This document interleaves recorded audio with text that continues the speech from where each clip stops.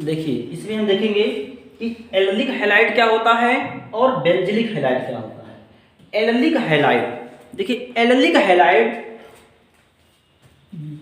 जैसे कोई कार्बन है और इसका संकरण है sp2 और इस sp2 कार्बन के बाद कोई कार्बन है जिसका संकरण है sp3। जैसे देखिए इस कार्बन का संकरण क्या है sp2, इसका संकरण क्या है sp2 और इसका संकरण sp3 और इसी sp3 से जुड़ा हुआ है हैलाइड। तो एल्डिक हैलाइड तब कहेंगे कि जब कोई हैलाइड sp3 कार्बन से जुड़ा है लेकिन वो sp3 कार्बन किसी sp2 कार्बन से जुड़ा हुआ हो। जैसे यहाँ पर देखिए हैलाइड जुड़ा हुआ है इस कार्बन से और इसका संकरण है sp3, लेकिन ये कार्बन sp2 कार्बन से जुड़ा होता है, तो ऐसे को कहते हैं एल्डिक हैलाइड। अर्थात कोई कार्बन sp2 हो और इस sp2 कार्बन से कोई sp3 कार्बन जुड़ा है और इस कार्बन से कोई हैलाइड जुड़ा होता है। जैसे ये इसका उदाहरण हो गया। हैलाइड की जगह पर कोई भी हैलाइड आप ले सकते हो, क्लोरीन, फ्लोरीन, ब्रोमीन, आयोडीन। तो ये एल्डिक हैलाइड है। देखिए इसका संकरण sp2 है और sp2 के बाद क्या आ गया sp3 आ गया और इस sp3 से जुड़ा हुआ है हैलाइड क्लोरीन है। तो ये है एल्डिक हैलाइड। एल्डिक हैलाइड ऐसे देखिए ये साइक्लोहेक्सेन है। क्या है साइक्लोहेक्सेन, 6 कार्बन है और सब सिंगल बॉन्ड है, ये साइक्लोहेक्सेन है। यहां पर मान लेते हैं डबल बॉन्ड है।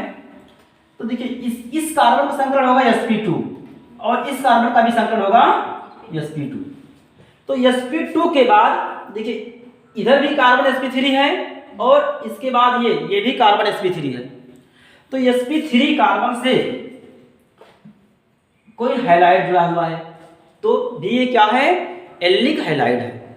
एल्डिक हैलाइड क्यों है? क्योंकि जिस कार्बन से हैलाइड जुड़ा हुआ है इस कार्बन का संकरण sp3 है और इसके बाद का कार्बन sp2 है, तो ये भी आएगा एल्डिक हैलाइड में।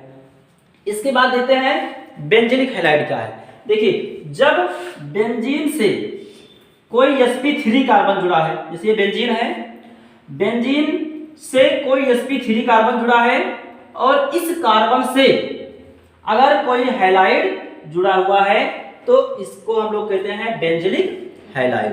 बेंजीनिक हैलाइड कब होगा? जब बेंजीन से कोई sp3 कार्बन जुड़ा है और उस sp3 कार्बन से कोई हैलाइड परमाणु जुड़ा है, तो इसे हम लोग कहते हैं बेंजीनिक हैलाइड। इसका जैसे इस तरह से भी बना सकते हैं इसको। ये बेंजीन है और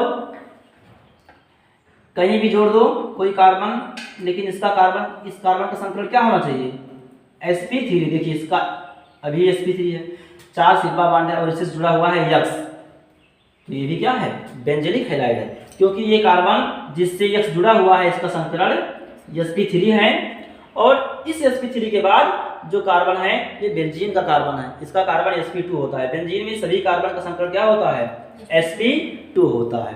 तो sp2 बेंजीन का कार्बन है और इस बेंजीन से जुड़ा हुआ है sp3 कार्बन और इससे कोई हैलाइड जुड़ा है, तो इसे कहते हैं बेंजीनिक हैलाइड। अब हैलाइड की जगह पर कोई भी आप उदाहरण फ्लोरीन, क्लोरीन, ब्रोमीन, आयोडीन लगा सकते हैं। ये बेंजीन है CH2Cl लगा दो या Br लगा दो, I लगा दो, तो ये हो जाएगा सब बेंजीनिक हैलाइड। ये सब बेंजीनिक हैलाइड कहलाते हैं।